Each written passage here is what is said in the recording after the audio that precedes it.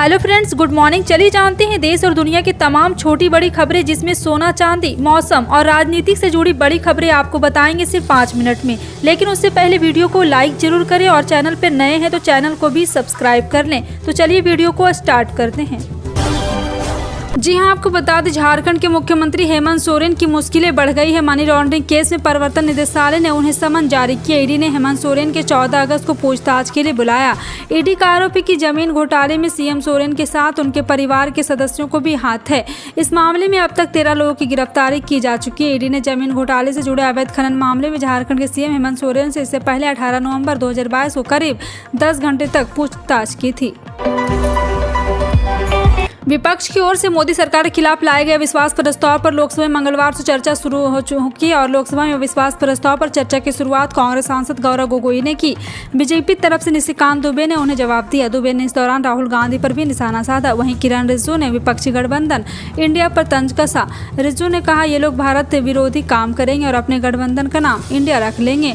कांग्रेस सांसद गौरव गोगोई ने विश्वास प्रस्ताव पर चर्चा की शुरुआत की। उन्होंने 35 मिनट भाषण दिया। इस दौरान उन्होंने मणिपुर हिंसा को लेकर विदेश नीति तक के मुद्दे पर सरकार को घेरा।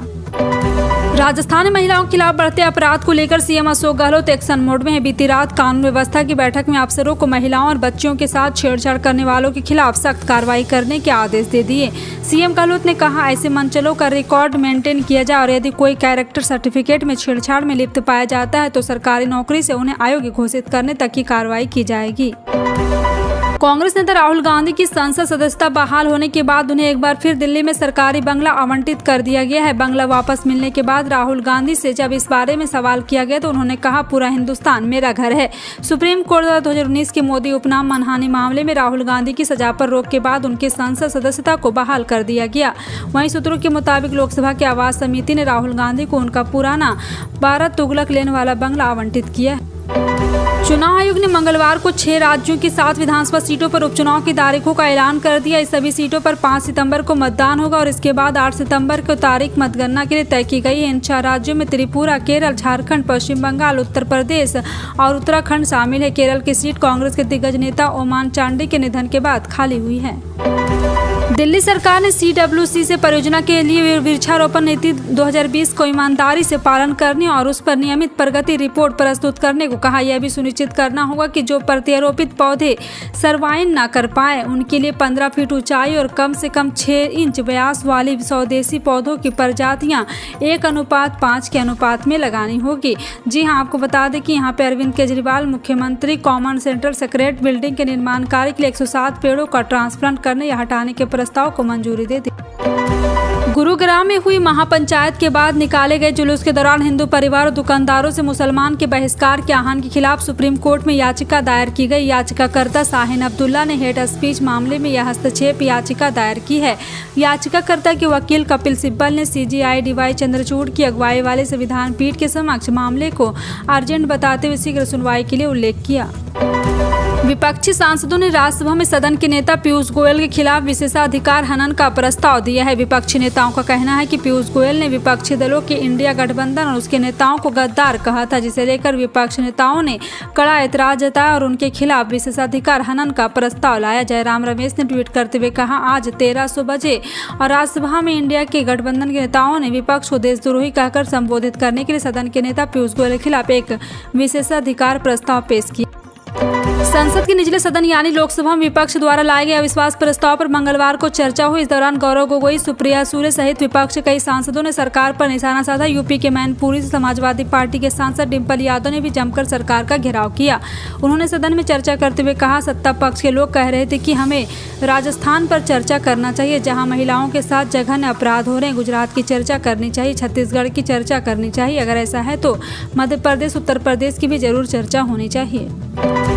महिला एवं बाल विकास मंत्री आतिशी ने मंगलवार सुबह लक्ष्मी नगर स्थित केजरीवाल सरकार के आंगनवाड़ी सेंटर का दौरा किया। मंत्री ने केंद्र में बच्चों और आंगनवाड़ी कार्यकर्ताओं से बातचीत की, एक्टिविटीज में भाग लिया तथा वहां मौजूदा सुविधाओं की पड़ताल की। मंत्री आतिशी ने बच्चों को मिल रहे भोजन को खुद खाकर जांच भी की और अधिकारियों को बच्चों के पसंद के अनुसार न्यूट्रिशियस मेन्यू तैयार करने के निर्देश दिए। कुछ महीने पहले की बात है जब विश्व स्वास्थ्य संगठन ने कोरोना महामारी को ग्लोबल हेल्थ इमरजेंसी नहीं माना था, लेकिन अब तस्वीर बदलती दिख रही है। अमेरिका और ब्रिटेन में कोविड के मामले तेजी से बढ़ रहे हैं। ब्रिटेन में बीते दिन हफ्तों से कोरोना वायरस के केस में कई गुना इजाफा हुआ है। नए वेरिएंट एरिस की वजह से वायरस के मामले बढ़ रहे हैं। एरिस के कारण ब्रिटेन में कोविड के नए केस और हॉस्पिटलाइजेशन में बढ़ रहा है।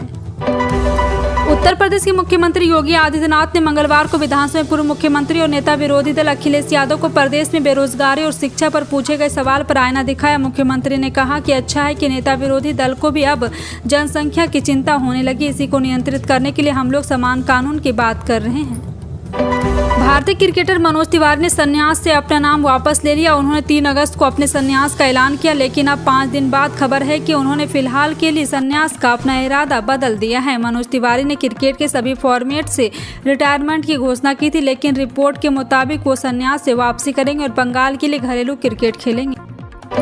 दिल्ली में केजरीवाल सरकार में कैबिनेट मंत्री सौरभ भारद्वाज ने राज्यसभा में सत्ताधारी सांसद के नाम को विपक्षी सूची में शामिल किए जाने को लेकर केंद्र की सत्ताधारी पार्टी बीजेपी पर हमला बोला। उन्होंने कहा कि संसद में यह कहा जाना कि राघव चड्ढा के द्वारा झूठे हस्ताक्षर किए गए यह सरासर गलत है। दिल्ली के मंत्री ने कहा किसी भी संसदीय सदस्य हस्ताक्षर की जरूरत इस मोशन पर नहीं होती और न ही उस पर किसी सांसद का हस्ताक्षर होता है। किसी शैक्षणिक संस्थान में प्रवेश चाहिए, ड्राइविंग लाइसेंस बनवाना हो, मतदाता सूची में नाम दर्ज कराना है या आधार कार्ड बनवाना अथवा इनसे इतर विभाग का पंजीकरण कराना है या सरकारी नौकरी हासिल करनी, अब आपका जन्म प्रमाण पत्र एकल दस्तावेज के रूप में मान्य होगा। सोमवार को राज्यसभा ने भी जन्म और मृत्यु पंजीकरण विधेयक 2023 को ध्वनि मत से मंजूरी दे दी। भारतीय शेयर बाजार की सर्वोच्च संस्था सेबी को एक ताकतवर संस्थान माना जाता है, लेकिन कंपनियों द्वारा यहां पे एक बार फिर से करीब 73,000 करोड़ रुपए वसूलने में खुद सेबी के ही पसीने छूट रहे। थक हार कर भारतीय प्रतिभूति एवं विनिमय बोर्ड ने 73,287 करोड़ रुपए के बकाया को मुश्किल से वसूला है। होने वाले बकाये की श्रेणी में डाला है। पूंजी बाजार नियामक ने मार्च 2023 के अंत में इस राशि को मुश्किल से वसूली में रखा। सेबी को विभिन्न इकाई के कुल मिलाकर 1 लाख करोड़ रुपए का बकाया वसूलना है। पाकिस्तान में रविवार को करीब 43 लोगों की मौत की नींद सुला देने वाले ट्रेन हादसे की वजह प्रारंभिक थी या फिर आपको बता दें कि यहां सामने आ गई है और जांच अधिकारी का कहना है कि इस भीषण हादसे की वजह फीस प्लेट की पटरियों के 2 छोर को जोड़ने वाला का ना होना और एक पटरी का क्षतिग्रस्त होना था, लेकिन उन्होंने बताया कि इन दोनों वजहों के चलते हजारा एक्सप्रेस नाम की ट्रेन पटरी से उतर गई। पाकिस्तान के सिंध प्रांत में हुई इस ट्रेन दुर्घटना की जाँच की प्रारंभिक रिपोर्ट आ गई, जिसमें यह बात कही गई है।